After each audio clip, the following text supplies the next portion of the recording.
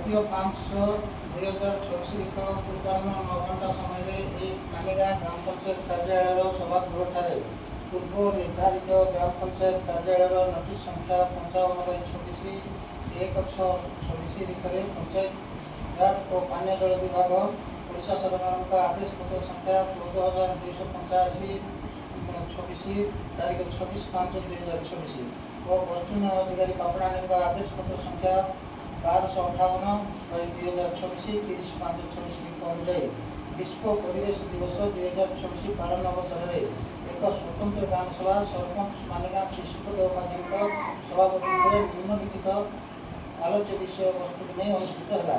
ଶ୍ରୀ ସୁଧାଂଶୁ ଚାନ୍ଦ DRC nodal ଅଧିକାରୀ ରୂପେ ଯୋଗ ଦେଇଥିଲେ। ଶ୍ରୀ ଝାଡ଼େଶ୍ୱର ପାତ୍ର ପିଓ ଓ ଶ୍ରୀ ଜଗନ୍ନାଥ ଗୁପ୍ତା ଏଡିଓ ଓ ଶ୍ରୀମତୀ ପ୍ରିୟଙ୍କା ଗୁପ୍ତା ଯୋଗାଣ ସହାୟକ ଉପସ୍ଥିତ ରହି ଉକ୍ତ ସ୍ୱତନ୍ତ୍ର ଗ୍ରାମସଭାଟିକୁ ପରିଚାଳନା କରିଥିଲେ। ଉକ୍ତ ସ୍ୱତନ୍ତ୍ର ଗ୍ରାମସଭାରେ ପାର୍ଶ୍ୱ ସ୍ୱାକ୍ଷରିତ ସଦସ୍ୟତା ଓ ଗ୍ରାମ ପଞ୍ଚାୟତର ମାନ୍ୟଗଣ୍ୟ ବ୍ୟକ୍ତିମାନେ ଉପସ୍ଥିତ ଥିଲେ। ସେମାନଙ୍କୁ ସ୍ୱାଗତ କରାଯାଇଥିଲା ଏବଂ ପ୍ରସ୍ତାବିତ ବିଷୟବସ୍ତୁ ସମ୍ବନ୍ଧରେ ଆଲୋଚନା କରିଥିଲେ ଓ ନିଜର ସୁଚିନ୍ତିତ ମତାମତ ପ୍ରଦାନ କରିଥିଲେ। ପରିବେଶ ହେଉଛି ଆମ ଜୀବନର ଆଧାର। ଆମେ ପ୍ରଶଂସାରେ ହେଉଥିବା ପବନ, ପିଉଥିବା ପାଣି ଓ ରହୁଥିବା ମାଟି ଏସବୁ ପରିବେଶର ଦାନ। କିନ୍ତୁ ଆଜି ମଣିଷ ନିଜର ସ୍ୱାର୍ଥ ଓ ଲୋଭ ପାଇଁ ଜଙ୍ଗଲ କାଟି ଚାଲିଛି, ବାୟୁ ଓ ଜଳକୁ ପ୍ରଦୂଷିତ କରୁଛି। ଏହାର ପରିଣାମ ସ୍ୱରୂପ ପୃଥିବୀର ତାପମାତ୍ରା ବଢ଼ିବାରେ ଲାଗିଛି ଏବଂ ଏକଦିଆ ବନ୍ୟା ଓ ବାତ୍ୟା ଭଳି ପ୍ରାକୃତିକ ବିପର୍ଯ୍ୟୟ ଦେଖାଦେଉଛି। ଆମ ପରିବେଶକୁ ଆମେ ଯଦି ଯେତେ ଅନିର୍ମଳ ରଖିବା, ପରିବେଶ ଯଦି ଖରାପ ହେବ ତେବେ ତାର ରିଜଲ୍ଟ ଭଲ ଆସିବ ନାହିଁ। ଯେତେ ଆମର ଜଳବାୟୁ ଖରାପ ହେଇଯାଉଛି ନାଇଁ। ଏବେ ଯଦି ଆମେ ଗଛ ସବୁ କାଟିଦେବା ଗରମ ହେବ କି ହେଉଛି କି ଗରମ ହେବ, ତା ବର୍ଷା ମିଶା ହେବ ନାହିଁ।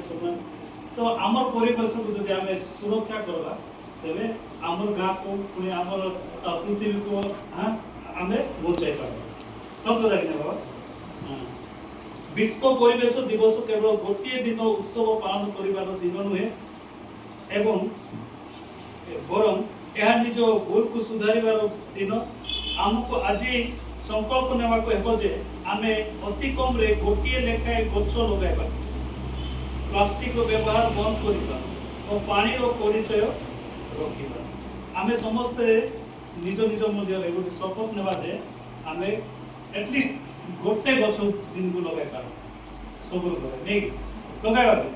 ଆମେ ଗଛ ଯେତେ ଲଗାଇବୁ ସେତେ ଭଲ। ଆମକୁ ଅମ୍ଳଜାନ ମିଳିବ, ଆମେ ଶ୍ୱାସ ଭଲ ନେଇପାରିବା, ଆମ ଦେହ ମିଶା ଭଲ ରହିବ।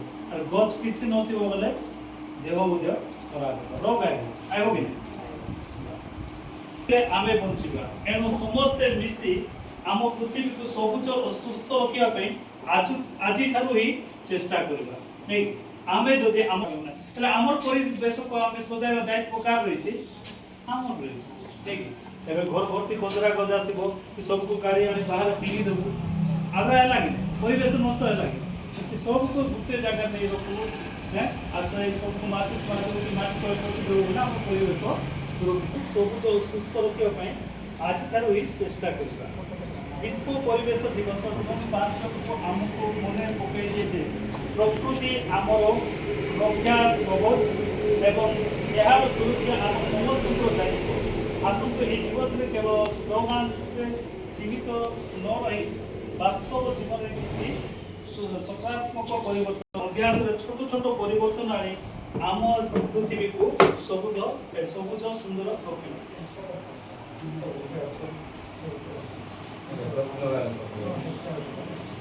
ସମସ୍ତେ ଠିଆ ହେବା। ଆମେ ସବୁ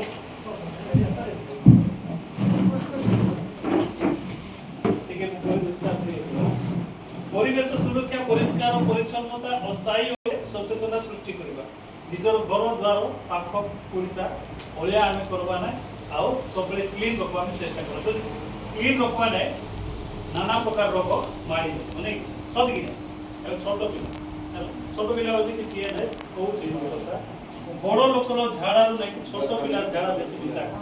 ଏ ଜାଣିଛ ଆମେ ବେଳେବେଳେ ଶୌଚ କରିଦେଉଛୁ, ହାତ ଧୋଇ ପାଣିରେ ଧୋଇ ଦେଉଛୁ, ସେ ଜୀବାଣୁ ଆମକୁ ଭିତରେ ଅଛି ରହିବ କି ନାହିଁ। सीटी जब हम खाइबा साए साए हमको रोग हो तो हमको पूरा बोले क्लीन रखवा में पड़ो बोलो कि हैं तापर ए देखवा पृथ्वीकरण और कंपोस्ट समेत उपयुक्त प्लास्टिक और